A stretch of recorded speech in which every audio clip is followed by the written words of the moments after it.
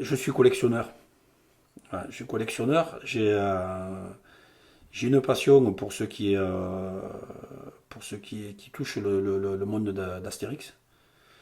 Donc, disons que ça, c'est une collection que j'ai commencé il y a en 96. On m'a fait cadeau de figurines d'Astérix.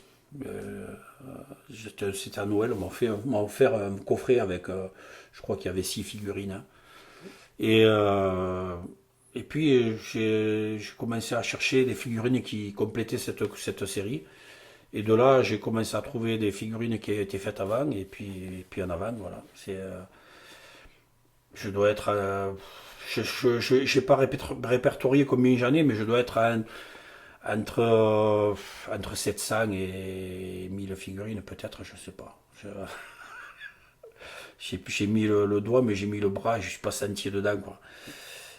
Et en même temps, je collectionne aussi les petites voitures. Alors, je sais pas si c'est parce que j'en ai pas eu beaucoup quand j'étais petit, mais il m'en reste une de quand j'étais petit, justement. Et là, c'est pareil. J'ai, j'ai arrêté de compter. Je- j'ai un bon millier, ouais, je dois avoir un bon millier de petites voitures. Alors, heureusement, j'ai de la place à la maison, j'ai une grande pièce avec des vitrines. Mais bon, après, je suis comme tout collectionneur, je collectionne tout. Alors, c'est un peu envahissant après, suivant ce qu'on trouve. Et là, hier j'ai trouvé ben, une petite voiture, mais qui va me prendre de la place parce que c'est une voiture à pédale, en fer, qui ressemble un peu à celle que j'avais quand j'étais petit. Mais bon, je sais pas m'arrêter. Après, je sais pas m'arrêter, mais ça me dérange pas ni financièrement parce que j'arrive à trouver des choses à des prix intéressants. Et au niveau de la place, j'ai assez de place, donc ça va. Mais c'est vrai que et de notre côté, j'ai de la chance parce que ma femme aime aussi certains vieux objets, donc ben, des fois on y va ensemble. Comment tu fais pour je veux dire, augmenter ta collection? Euh, Disons, dans mes recherches, bon, c'est sûr qu'après les gens ils savent pas trop, donc il y a beaucoup de gens qui me disent tiens, j'ai ça, j'ai ça. Bon, souvent ce sont des objets ou des modèles que j'ai depuis, enfin, que j'ai en double, en triple, des fois, ça dépend. Mais après, je sais des objets précis que je recherche. Donc j'utilise Internet, j'utilise aussi les brocantes. Je vais enfin, sur les marchés aux puces. Et puis bon, souvent ce sont des fois là je vois récemment, il n'y a pas très longtemps, je me suis mis à chercher des pavois de joute. Enfin des pavois d'honneur.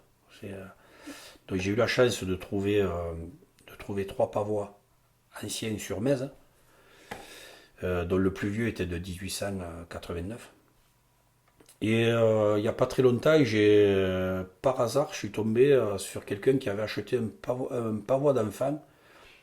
Alors, en recoupant, on est arrivé à le dater de 1920 à peu près. Un tout petit pavois d'enfant. Mais là, c'est pareil, c'est le collectionneur. Je suis parti sur un truc de nouveau. Voilà, j'essaye de remonter l'histoire des joutes à Metz, hein. Donc je récupère beaucoup d'articles, de choses comme ça. Je fais beaucoup de recherches sur Internet. Et puis bon, des fois, ben, on croise justement un objet qui arrive sur le côté, et voilà, ça y est, je le prends. Et, et voilà, j'ai mis le doigt dedans et maintenant, c'est pareil, ça fait partie de mes collections, ça aussi. Ça s'arrête jamais. Disons qu'il y a une période, hein, comme j'étais élu à la Ligue de joute, j'ai été élu aussi à la fédération. Et le président de la fédération, c'était Louis Nicolin. Et donc j'ai côtoyé Nicolin pendant 16 ans. Et j'ai surtout vu son musée. Et j'ai eu cette chance où il m'a. Et j'ai trouvé des objets pour lui. Et donc, on échangeait beaucoup. On échangeait beaucoup. Et j'avais ce privilège de pouvoir accéder à son musée quand je le souhaitais. Puis surtout à toutes ses collections. Parce il a des collections, on entend beaucoup parler de ses maillots de foot, tout ça. Et il a un musée du sport, donc il touche tous les sports.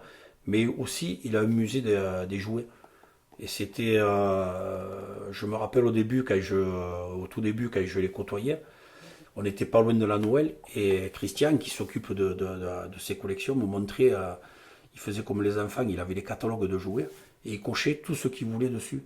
Donc il allait, il achetait tous les jouets qui sortaient, alors, des jouets anciens, des jouets moins anciens, des jouets qui allaient devenir anciens plus tard. Voilà, c'est ce qui. Et, et ça m'a un peu plus amené dans le fait d'aller sur les puces, sur les brocantes. Et même aujourd'hui, où malheureusement, comme il est décédé, il y a plus rien qui rentre. Ses enfants n'ont pas continué le fait d'apporter encore des choses dans les musées. Souvent, sur des brocantes, je vois des choses, je me dis, tiens, ça, il aurait aimé ça. Enfin, ça. Et ça m'est arrivé que pour certaines choses, c'est moi qui les ai achetées pour moi, quoi. Mais après, je me pose pas de questions sur ça. Je me fais plaisir. Ton premier souvenir de collection, de collectionneur, il remonte à quand, à ton avis? Ça ne veut pas dire forcément le tien. La première fois que tu as rencontré un collectionneur. Euh, les collectionneurs, ben disons que j'ai collectionné aussi les cartes postales. Et sur Metz, hein, je précise. Et donc j'avais mon voisin qui était Alain Cambon, qui a une énorme collection de cartes postales. D'ailleurs, on avait créé le cercle des cartophiles ensemble. Et il a une collection qui est énorme. Et en même temps, c'est lui qui avait récupéré tout le, tout le stock de l'imprimerie Bess quand elle a fermé à Metz, en sachant que l'imprimerie Bess imprimait tout ce qui était carte postale sur Metz, mais aussi tout ce qui était affiches, tout ça. Donc il a des pièces qui sont absolument magnifiques, quoi. Qui font partie de l'histoire de Metz. Est-ce qu'il y a un petit côté du coup nostalgique? Ben, toujours, toujours. Enfin, un collectionneur, il a toujours un peu de nostalgie, quoi. Après, après, je sais pas si c'est. Il y a des choses. Enfin, après, moi, je vois. Il y a pas que la collection. Après, j'aime des objets anciens. Il y a des choses que j'aime pas voir jetées, là. Je trouve dommage, hein, qu'on détruise des objets comme ça qui font partie de notre histoire.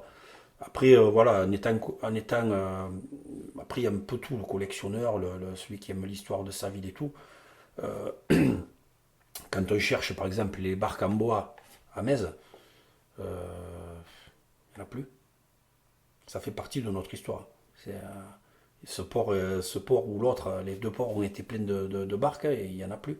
C'est, et on est plus capable là-dessus de montrer aux générations qui arrivent comment c'était avant, quoi. À part sur des photos ou sur des films anciens, quoi. Alors qu'on aurait pu faire une sauvegarde de ce patrimoine-là, quoi. Et là, peut-être que sur ce côté patrimoine, ça vient aussi un peu de mon père qui s'occupait à ce moment-là de la fête du patrimoine. Lui, il avait ses charrettes, ses chevaux, et on a toujours ces charrettes, hein. Et ça fait partie ça fait partie de l'histoire. Et malheureusement, on n'a pas. C'est ce qui manque un peu à Metz. C'est un musée où on retrouve tout ce patrimoine. Et c'est peut-être quelque chose qui serait à faire sur Metz. Bon, après, c'est sûr qu'au niveau, il faut avoir de la place, hein. Si on doit mettre des bateaux, si on doit mettre des choses comme ça, on a la chance d'avoir à Bouzigues le musée de l'étang, où encore les gens peuvent voir ce que c'est une arceillère ou ces outils qu'on utilisait avant qui sont plus utilisés du tout. Et je pense que c'est fin. Après, voilà, je parle, peut-être que les générations suivantes ne seront pas intéressées par ça. Peut-être moi je suis intéressé parce que je l'ai connu un petit peu. Je sais pas. Mais je pense que c'est, dans le doute, il vaut mieux avoir sauvegardé tous ces objets, quoi.